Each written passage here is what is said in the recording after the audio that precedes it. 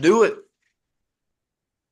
What is going on, everybody? This is Jackson and Chase from Dinger Dudes, and today we are joined by MLB veteran, former Colorado Rocky. You may know him for his time with the Rockies or the Astros, Brandon Barnes. Brandon, thank you so much for taking time out of your day to join. And how's everything been going?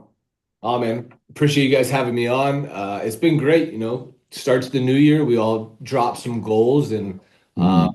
we stay with them until we either crush them or we get away from them. But yeah, it's a great start to the New Year's.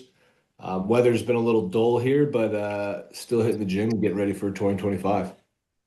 That's 100% one of my main goals for 2025. I kind of slowed down a little bit, slacked in like 2024, but everybody says new year, new me. I'm hoping to stick to it and hopefully I can get my buddy over here who's really really skinny to join me. I've been trying to get him to join me for the past 2 years, so he hasn't been Listen, able to man, join me. I love my stick figure, okay?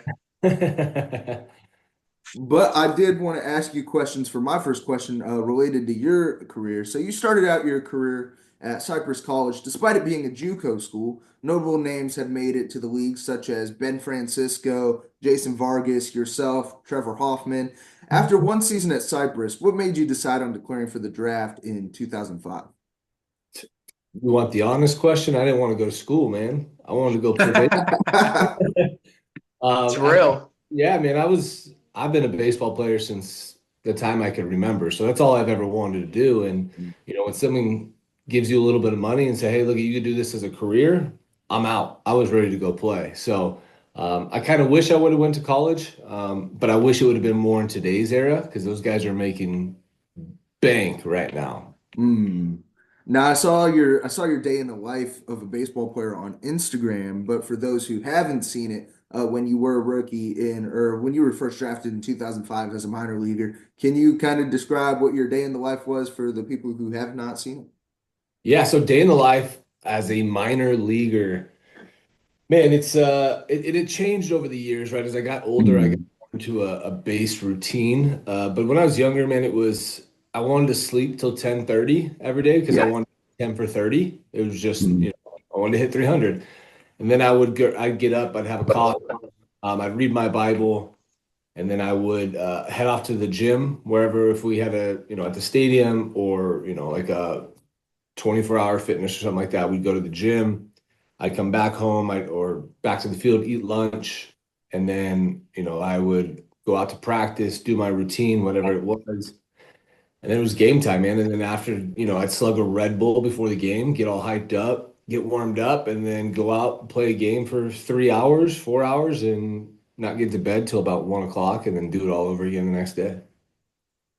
That sounds like a great routine. It's definitely something. I'm not a college athlete. Like the last time I played baseball was maybe sophomore year of high school, and that was 5 years ago. But it's a routine that I need to start sticking to as a junior in college. But Chase, if you want to ask your first question, go ahead, man. So Mr. Barnes, this is kind of a question we like to ask a lot of the players that we interview because they all give different answers to this question. I love seeing like the unique perspectives for this question. But after your time in the minors, of course, you were called up by the Houston Astros. But for you, what was your biggest challenge that you faced in your transition to the pros? Oh, from like minor leagues to the big leagues? Yes, sir. Yeah, so and everybody thinks it's like, you go from AAA to the big leagues, it's like one step. It's really like three steps. Every other level, it's just, one jump, one jump. You get from AAA to the big leagues, it's like three steps. You got guys in that league that should be playing at a higher league. You got the Mike Trouts, the Otanis, right? You got guys that should be playing in their own league. So it's not just one jump. So everybody's elite, right? Mhm. Most of the guys, they're all elite. You're playing against the best of the best in the world. And it's just understanding the mental side of the game. I think a lot of guys don't understand that. And we're starting to see it more prevalent today is we've got to learn this at a younger age. Because I didn't get to the big leagues for a long time, but it was due to me just trying to out athlete everybody instead of Mhm. the mental side of the game. And I always hear everybody say that, like, well, like, baseball players that we've interviewed in the past, they always say that, the MLB is by far the hardest pro league to get into. And I think that's 100% true because, of course, you have the minor league system you have to go through. And I heard a stat a while ago that I didn't think was true, but then doing some research, I found out it was true. And it was just mind blowing to me. I think it said that if you take every single player that's made the pros in MLB history, it wouldn't even fill the Oakland Coliseum. When I first heard that, I was like, there's no way that's true. Like in MLB history, then I did some research and it's 100% true, just showing that, if you do end up making it to the majors and you truly are a special player and you have a unique side to your game that just not anybody can reach. So, I mean, just making it to the pros itself is just a huge accomplishment. Yeah, it's unbelievable, man. Like I saw that stat a while back too, and I was blown away. I was like, well, you got to think the history of this game. There's got to be more than 40,000 people that have ever played Right, right. in the big leagues, but it's not. Even, those are counting guys that just get a cup of coffee that come up for, a few games. Yep. To me, that was an insane stat where you look at almost every other sport at the top, you can fill a lot of stadiums, right? But baseball, Absolutely. it's that small brotherhood, and that's why everybody's so tight in the game. Absolutely. So, yeah, of course, making the major is a huge accomplishment. But, Jackson, I think this is a great transition to your next question. It is a great transition to my next question. You made your debut in 2012, correct? Yes, sir. So the year after you still played with the Astros in 2013, you had some memorable moments such as a walk-off hit against the Rockies, which you futurely played for, and a cycle that year as well. Can you kind of describe your 2013 season and how you felt in those moments for everybody listening? Yeah, man, that season was a roller coaster, man. You got to think we lost like 110 games that year. We weren't very good, right? We were rebuilding, and this is like a year or two before the Astros just started to take off. We were young, man. Young Altuve, young JD Martinez, myself, a bunch of different guys. We didn't have a whole lot of older guys later in the year, so we were just trying to figure it out. But for me, it was learning to play with confidence at that level against dudes every single day. I still say, like, Walt Weiss told me that triple or that walk off that I hit against the Rockies, that's what got me traded over there. Just the moment, and I didn't let it get away from me. That's what got me traded over there. And then obviously hitting for the cycle was probably the coolest day of my life. Not only because it was the first day back from the All-Star break, but I couldn't hit water off if I fell out of a boat at that point, right before the All-Star break. Mm. So it was just a wild storm that had come together. And then we ended up that night finding out that we were going to have our second child. I went home and my wife was like, I'm pregnant. And we had been trying for a while. And it just all came together. It was really cool. That sounds like a fantastic sophomore season, especially when it comes to 2013. 2013, I think I was 9 years old. Me personally, I'm a Cardinals fan, but I enjoyed watching you play on the Astros for sure. But I think relating to toughest pitching and stuff like that, Chase has a great question related to that. So this is a very fun question that we love to ask. So in your opinion, your whole time in the majors, who was the toughest pitcher that you had to face in your career, and what approaches did you take when you had to face them at the plate? Man, Kershaw owned me. I think I was like 2 for 20 against him, and both of my hits were like singles. Yeah, Mm. there was no approach, man. It was just for me, it was good luck against him. I maybe say a prayer and go up there and try to get a knock. I think what ended up working is the two hits I got off him, I ambushed him first pitch. Just try to get ahead, I didn't want to get to the curveball. I didn't want to get to the back foot slider. I didn't want to get to his pumped up 96, 97 back then. So get him early, get it done with, move on. Well, I mean, obviously, I think we all know that Clayton Kershaw is an all-time great pitcher in MLB history. So, no shame in claiming, that you struggled. I think the whole league struggled against a pitcher like Kershaw. But so yeah, definitely like it's all. Of course, it's a fun question we love to ask everybody, seeing like in their opinion, like who their toughest pitchers they face and what their approaches were. So I guess I'll ask you this, like outside of Kershaw, I'm gonna say this, maybe outside of like during your time, one of the top pitchers of the league, who do you think was like a very underrated pitcher that you faced throughout your career? Very underrated. That's a good one. Dude, I feel like guys just, I actually played with this guy, Chad Bettis. Watch Okay. Mm, him with do the what he Rockies. With the every day.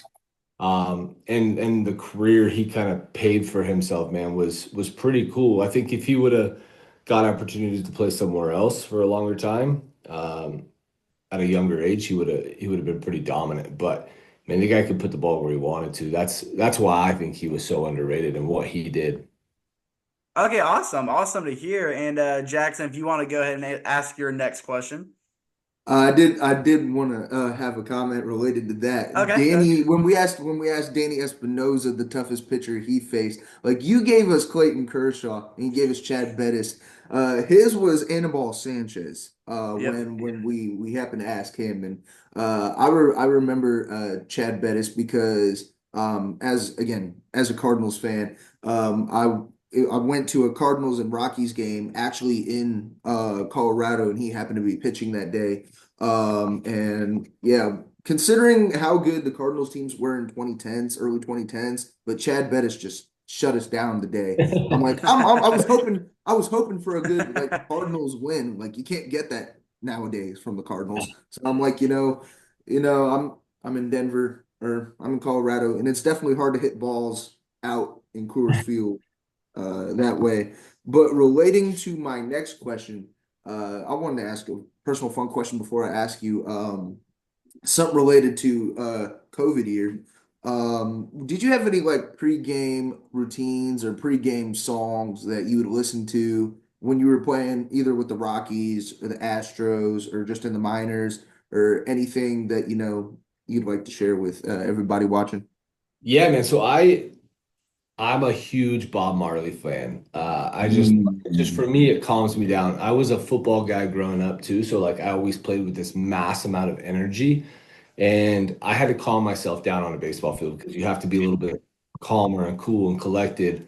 So I used to just listen to Bob Marley, and then I ended up letting my daughters pick my walk up music. But I told them it had to be Bob Marley, so they got to pick their favorite Bob Marley songs, which Mm. um, Three Little Birds, because I wanted to walk up there and just hear every little thing's gonna be okay.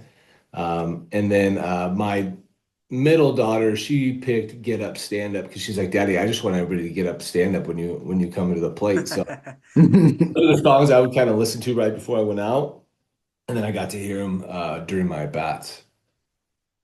Those are 100% songs I'm adding to my playlist when I go to the gym later today. I'm adding some Bob Marley. I'm adding some of his son's songs as well. I think his name is Ziggy Marley You as well. got, you got Ziggy and you got Damien. Damien's a little bit more like a rap reggae. Mm. Ziggy's more of that chill Bob style. I'm definitely adding those. But Chase, if you want to ask your next question. Actually, Jackson, I want you to go ahead and ask your COVID question. I think my question will be a good transition to yours. So go ahead and ask that question.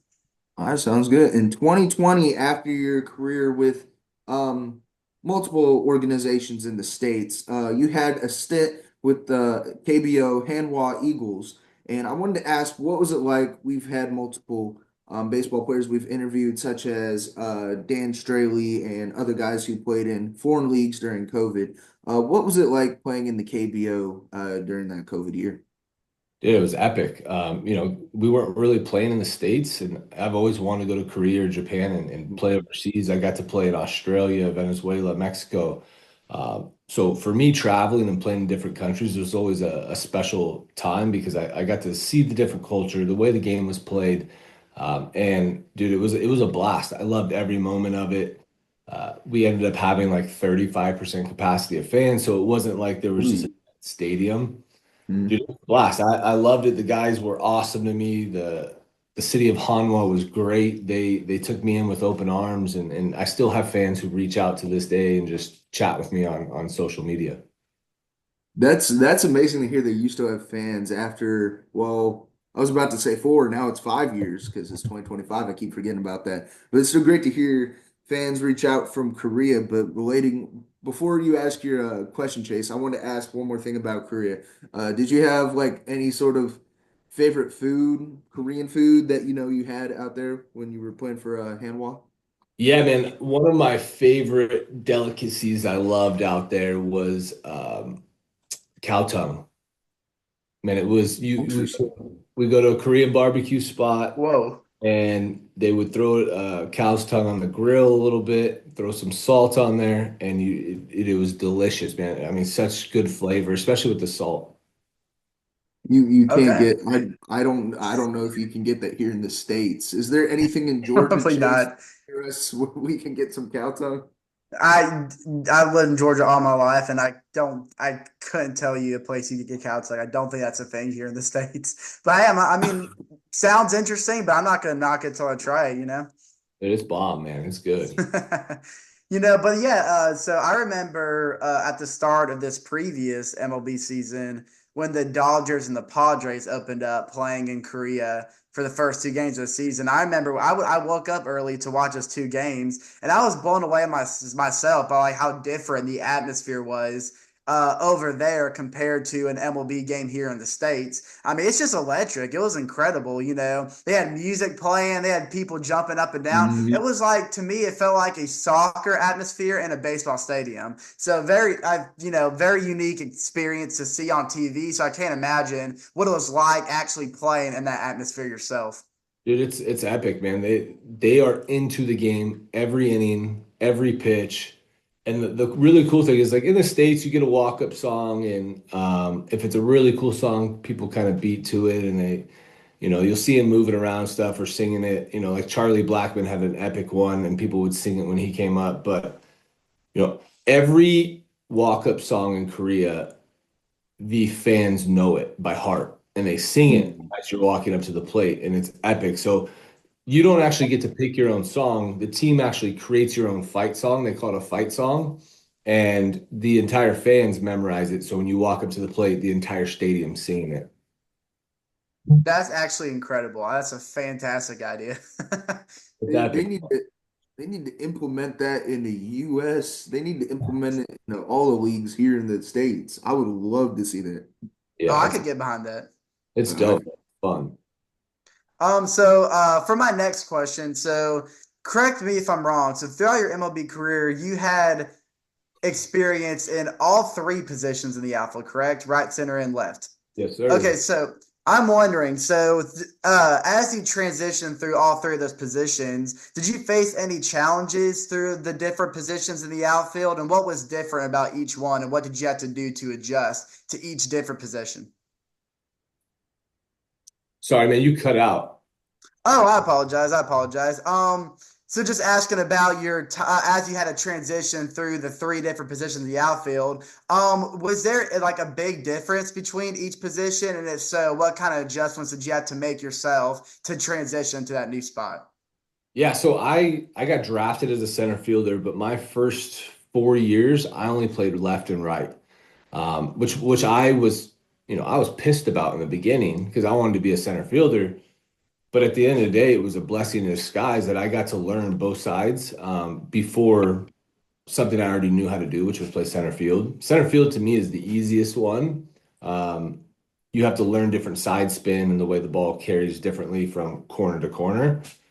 But for me, playing it at such a young age and just, my whole goal was to be the best outfielder that I could possibly be because I knew that for me to play at the big leagues, I'd have to have my pitchers want me to be on defense every single day. So I knew I wasn't the best hitter, but if I can go steal hits and rob hits and take them away and help my pitcher out, I knew that he'd be asking the manager for me to play in center field that day. So that was my goal, is like get good at all three. They can't stop you from playing. Awesome. And because I've always like wondered, because I know like they're all in the outfield, but I always want to know like what was the difference between each different positions. I know each one comes with their own challenges, and not everyone can play all three positions like you're able to. So very unique to hear that perspective. I appreciate it, man. Yeah, it's just, corners is you got to learn to deal with spin. Everything usually fades towards the foul lines, and then anything in the gap usually stays pretty true. So once you learn that, you learn to read balls off the bat. It gets pretty simple from that point. But it's all about first step, first jump, and I didn't care. I wasn't gonna let a wall stop me. Mm.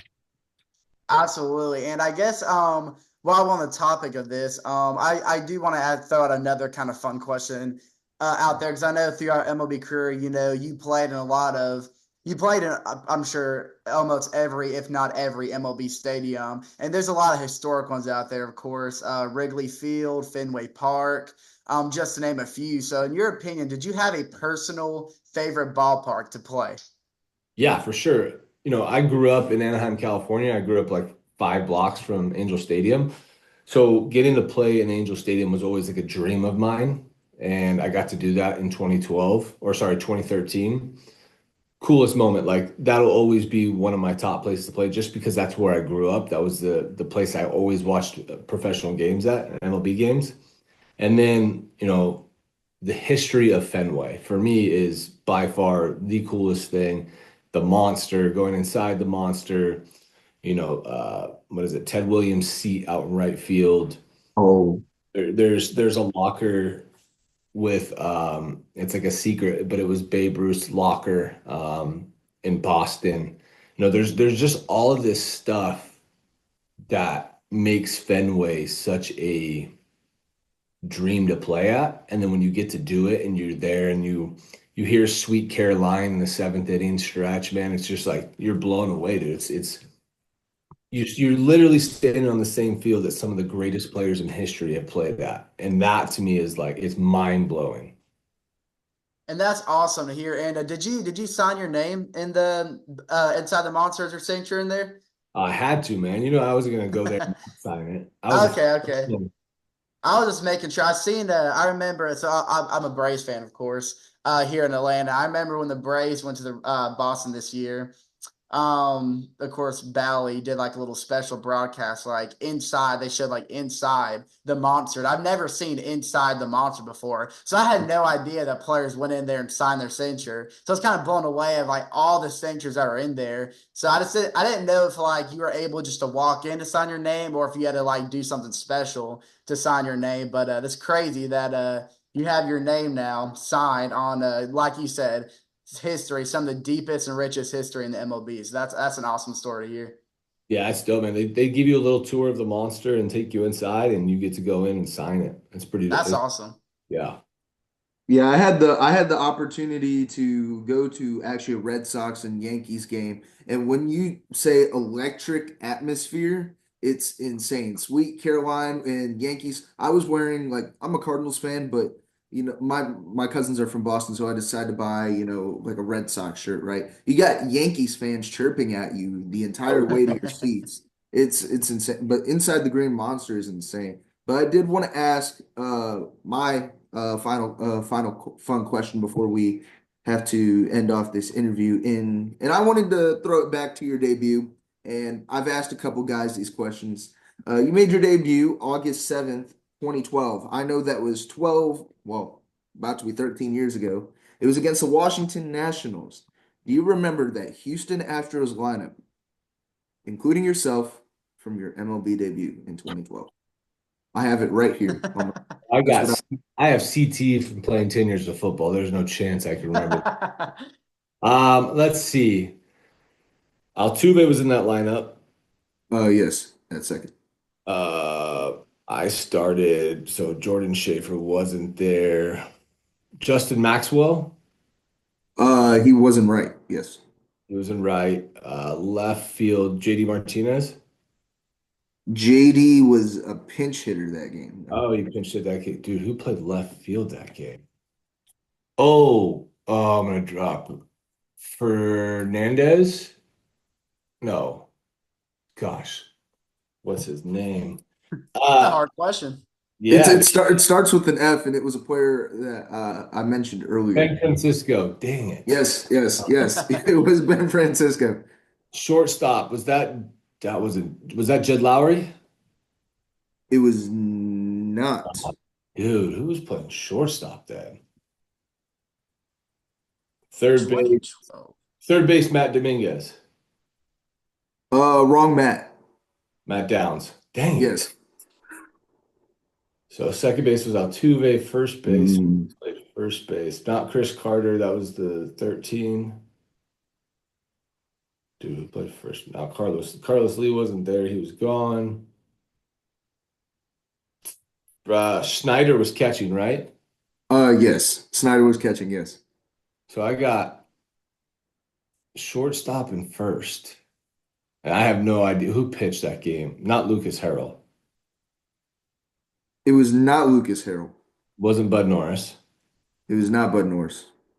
Dude, who pitched? I have no idea who pitched, man. Shortstop, not Jed Lowry. Give me the last initial. G G. for shortstop, yes. Dude. Yeah.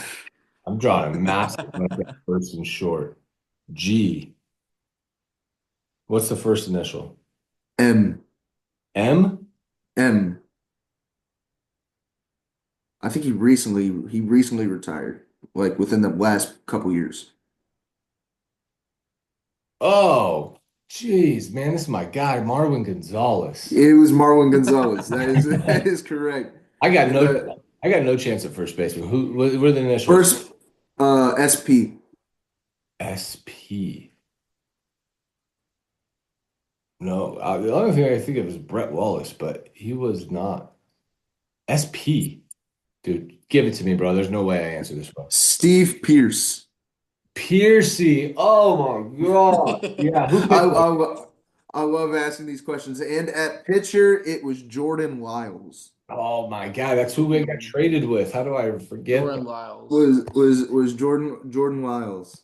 Yeah. But I can tell I, you I, my first contact, like my first two contacts in play were to Danny Espinosa at second base. Both my outs. That's awesome. That's That is, crazy. Danny Espinosa. that's actually awesome to hear. But Chase, do you have any final questions that you would like to ask Brandon before we end off this interview? I do not actually. If you had one final one, Jackson, I think I went through all mine. Ooh, I actually did want to ask one since we have 8 minutes left. You played with the Astros, you played with the Rockies, you played with the Hanwha Eagles, and Cleveland. I forgot Yep. about Cleveland as well. There's jerseys, there's hats that I'm pretty sure players have favorites of. Did you have a favorite of whenever you played like with the Astros or throughout your MLB or even KBO career? Yeah, man, you can't go wrong with Chief Wahoo, dude. Sorry, man. Mm. That's gonna get mad at me. Chief Wahoo was the greatest hat ever. I still have my Chief Wahoo somewhere around here, man. Yeah, dude, best hat for sure. Chief Wahoo was a G. I do miss the Chief Wahoo hats. Major League is probably my favorite baseball movie, Oh, like it's a classic. Dude, of all such a time, good of all time. Man, I aspired to be like Ricky Vaughn growing up. Unfortunately, I did not, reach Not the quite. potential. I did. I was pretty close. I feel like I could still turn it around at the age of 20. We'll bro. see You what should cut happens. your hair and put on a leather jacket, man. Yeah. Hey, that's what I'm gonna go as for a Halloween party this year or something. Yo. Because he happens to leave me. He graduates this year, so he won't be with me for Halloween. So it's Yeah. unfortunate. It's Actually, unfortunate. I do want to ask you, if you don't mind, whose jersey do you have above your head? That's It's his mine. own. My Oh, that is your jersey? yeah, that's my Rockies jersey. Okay, I couldn't tell. I couldn't tell. Okay, okay, it is. Okay, I couldn't tell. I was trying to read it. I was like, I couldn't tell if that was like a one or a seven. Yeah, that's my that was my favorite jersey. It was our cutoffs, the black cutoffs. The black cutoffs. Ooh, That's a classic. Those things were gangs. ooh, ooh. If I wasn't a Cardinals, I mean, I have a Rockies jersey just because when I went to Colorado, but I didn't get anybody on the back. But I actually do want, since we have 6 minutes, I did want to ask, as a Cardinals fan. I really hope he doesn't leave us this offseason. It would He's be leaving, so man. He's unfortunate. leaving. He's It, leaving. it, it would be so No, unfortunate if he he's does. leaving, Jackson. He needs to How leave. was it like playing with Arenado? Because Arenado made his debut in 13 as well. Yeah. And I know he played for the Rockies with you at the time. What was it like playing with Arenado? Dude, it's the best, man. Watching that guy do what he does on a daily basis with not just the bat, but the glove. It's insane. Like people see him make these ridiculous plays at third base, but they don't understand that he's literally making those plays all spring training long. He's in the backfield mimicking those plays, just has balls there, jumping, throwing, on a knee, throwing. His work ethic and his passion for the game of like wanting to win is some of the highest passion I've ever seen for this game. His just determination to like make guys better. We had such a great relationship, man. There was times I would push him because I know how good he was. I knew I would never be as good as he was. Like, you when you can see stupid talent. Yeah. Uh, and so when I would see him get down on himself, dude, I had to get on and be like, bro, you're one of the best third basemen this game's ever going to see. You Mhm. so that's why I think he needs to get out of St. Louis, man. He needs to get out of there. They're too Sorry, old Jackson. school, man. He needs some passion and some Yeah. fire behind him. And I'm sorry, but St. Louis is too, buttoned up and old school for him, man. He needs dudes Yeah. that will play with fire, bro. Yeah, we've been that way since we lost Yachty, Wayno, and Pujols. Even when we lost what's his name? Even when we lost Matt Holliday. It's just it's I have my Cardinals hat here, just reminiscent. Man, I miss it. But They don't have an identity anymore. they Once don't. these guys left, which, obviously Yachty, Pujols over the years and all those guys, there was this idea of like this is who we are. When you come in, Yeah, this is who you become. They don't have that. They have a identity they crisis don't. now, and they're still trying to be that team of the past, but they don't have the leaders of the past. So Yeah. you need somebody to lead the next group. And sorry, but Arenado's not that guy. He's going to go out there and he's going to play passionately, but he's not going to lead an entire team. He wants to go out and just play the game of baseball. Right. Yeah, it's great to hear from personal experience that you've had personal experiences with Arenado. But I just wanted to ask that question before we happen to end off this interview. But Chase, do you have any more questions? Not more questions, but I guess just a comment. But yeah, I was just like thinking about your time with the Rockies and what a fun Rockies team that was, man. Of course, Trevor Story too. I miss Rockies Trevor Story. Of course, he played the great Charlie Blackmon. That was I remember watching Chuck Nasty. his last game this year. Just emotional watching him walk off the field that one last time. But yeah, that was a classic Rockies team you played for. There's a lot of fun guys on that team. Dude, it was insane, man. Because I went from a team with tons of rookies, right? Like young Hmm. guys, and I get traded over to a team that, we had first base, Justin Morneau, second base, DJ LeMahieu, shortstop, DJ LeMahieu. Tulowitzki, third base, Nolan Arenado, left field, we had Drew Stubbs and Corey Dickerson. Center field, we had Charlie Blackmon and myself. Right field, we had Carlos Gonzalez. Cargo. Ooh, one of the nicest swings in baseball that I've ever seen. Silky smooth, like swag. Dude, Carlos, by far one of my favorite dudes on planet Earth. He was my locker mate. But dude, just to get to watch those guys on a daily basis and like I was the party starter, so I was the guy that like fired everybody up before the game. So if I didn't bring the energy, everybody was kind of pissed. Um, that's why I slugged Red Bulls, man. I was like, got to do something, dude. But yeah, dude, It's it was unreal getting to see these guys that I've watched coming up in the minor leagues, Tulo and stuff like that, and then getting to see a guy like Trevor Story replace Tulo when Tulo was gone and step in the way he did was awesome. slug. Absolutely. All I gotta say is slugging Red Bulls. That's a saying I'm gonna live by in 2025, especially when it comes to college. But Chase, if you don't have any other questions, Brandon Barnes, thank you so much for taking time out of your day to do this interview. Is there any podcasts or anything you'd like to shout out for the viewers to go tune in or listen to at? Nah, man, I got nothing right now. I'm just building, just having fun, enjoying the game, enjoying life, and seeing what it's got for me. Well, that's great to hear. But thank you so much again for taking time to join. This interview will be out within the next probably 15 minutes because I can edit fast. I'm cool. And we hope to get you on an episode where when I guess MLB time comes back around, we gonna throw more episodes out, and Get the hopefully whole we crew can have you here. on for an episode. We can get you and Danny Espinosa on an episode. That would be I That feel would like be awesome. Let's do it. that'd be a dream come true. But Brandon, thank you so much for taking time out of your day, and we hope you have a great day. Absolutely, man. You guys have a good day too.